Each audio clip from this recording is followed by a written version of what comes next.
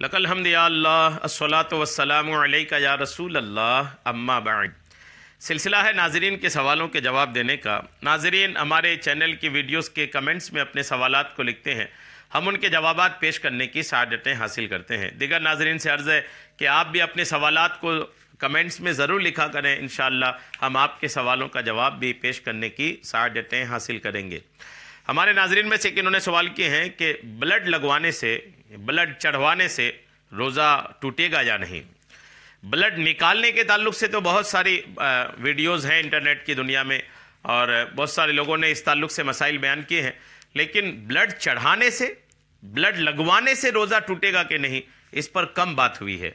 हमारे नाज़रीन में से एक इन्होंने सवाल किया है, अल्हम्दुलिल्लाह इसके सवाल के ज़रिए से हमारे चैनल में ये एक अनोखा वीडियो अपलोड हो रहा है कि जिसमें आपको ये भी पता चलेगा कि अगर कोई ब्लड चढ़वाता है, अपने बदन पर ब्लड चढ़वाता है, ब्लड लगवाता है, तो रोज़ा टूटेगा कि नहीं।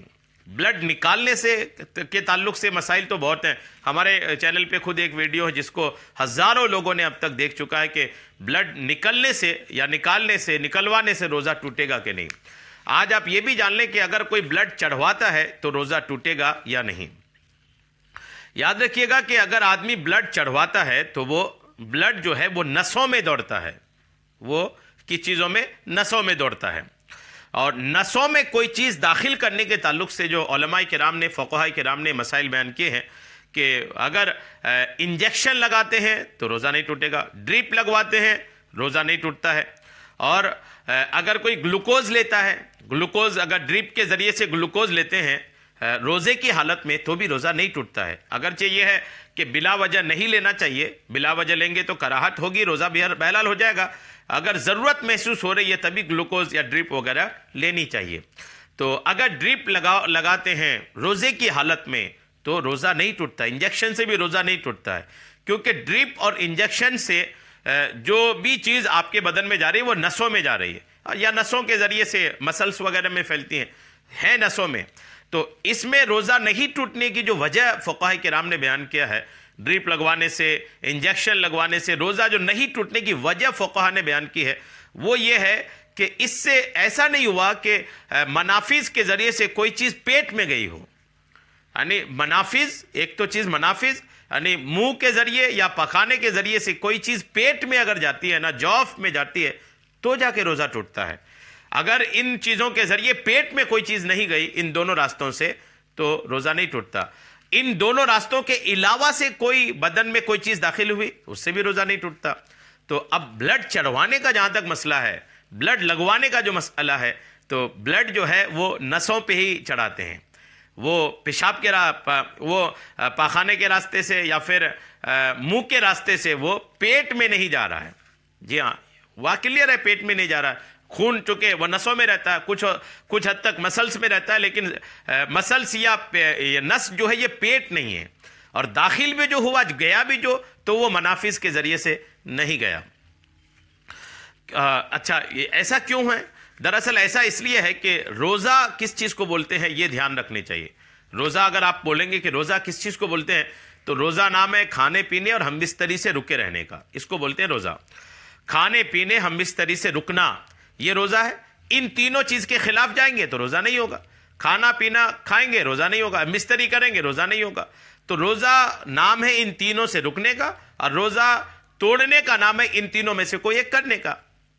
तो अब आप ब्लड चढ़वाने को लें तो ब्लड चढ़वाने में खाना पीना या हमबिस्तरी तो हो नहीं रही है, कोई खा तो नहीं रहा। ब्लड चढ़वाने को आप बोलेंगे कि ये खून खाया, या ब्लड चढ़वाने वाले को खून पिया, ऐसा तो बोलेंगे नहीं। हमबिस्तरी का मसला भी यहाँ पर नहीं है। तो जिन चीज़ों से रोज़ा टूटता है उन चीज़ों के लाइन में ब्लड चढ़वाना नहीं आता है, ये याद रखिएगा। अच्छा, एक बात ये भी याद रखिएगा कि ब्लड जो है ये पेट में नहीं जाता, क्योंकि रोज़ा जो टूटता है ना, वो कोई चीज़ मनाफिज़ के ज़रिए से पेट में अगर जाएगा तो ही जाके रोज़ा टूटेगा। अगर पेट में नहीं गया ना तो रोज़ा नहीं टूटता है। जी हाँ, यहाँ तक कि अगर दांत से खून निकल करके सिर्फ हलक में ही रहा और बाहर कर दिया, हलक में गया, पेट तक जाने नहीं दिया कि बाहर कर दिया, तो भी रोज़ा नहीं टूटेगा, क्योंकि जब अभी पेट में नहीं गया है। तो जब तक कोई चीज़ मनाफिज़ के ज़रिए, रास्तों के ज़रिए पेट में नहीं जाता, तब तक रोज़ा नहीं टूटता। ये याद रखना चाहिए, ये इत्तेफाकी मसला है। یہ تمام علماء کرام کے نزدیک یہ مسئلہ ہے کہ منافذ مطلب راستوں سے، جو راستے ہیں جس سے کھانے پینے کا، اندر جانے کا یا باہر آنے کا جو راستہ ہے، انہی راستوں سے ہی کوئی چیز اندر گئی، وہ بھی پیٹ میں گئی تو جا کے روزہ ٹوٹے گا۔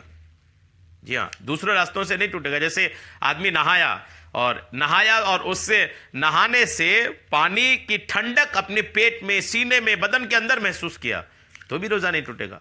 مساموں کے ذریعے جو بال ہیں، بدن میں رونگٹے ہیں، اس کی جڑوں کے ذریعے سے چیزیں اندر جاتی ہے، پانی اندر جاتا ہے۔ جب آپ نہاتے ہیں، جیسے پسینہ ہے، پسینہ اندر بدن کے اندر سے باہر آتا ہے نا، تو باہر آتا ہے، راستہ ہے تبھی تو آتا ہے۔ تو جب باہر آ سکتا ہے تو باہر کی کوئی چیز اندر بھی جا سکتی ہے۔ پسینہ باہر آ سکتا ہے تو باہر کا پانی، اگر آدمی ڈبکی لگایا، پانی سے نہایا تو پانی اندر بھی جا سکتا ہے۔ تو کوئی نہیں کہتا کہ نہانے سے روزہ ٹوٹ جائے گا، جبکہ پانی اندر گیا۔ روزہ کیوں نہیں ٹوٹا؟ اس لیے نہیں ٹوٹا کہ وہ اندر تو گیا لیکن راستوں سے نہیں گیا اور پیٹ میں نہیں گیا۔ پیٹ میں جائیں گے تب جا کر کے روزہ ٹوٹے گا۔ تو بلڈ اگر چڑھواتے ہیں تو اس سے روزہ نہیں ٹوٹتا۔ صحیح مسئلہ یہ ہے۔ امید ہے آپ کو بات میری سمجھ میں آ گئی ہوگی۔ اللہ کریم شریعت کے تمام مسائل سیکھنے، سمجھنے اور اس پر عمل کی توفیقیں عطا فرمائے۔ آمین بجاہ النبی الامین صلی اللہ تعالی علیہ وسلم۔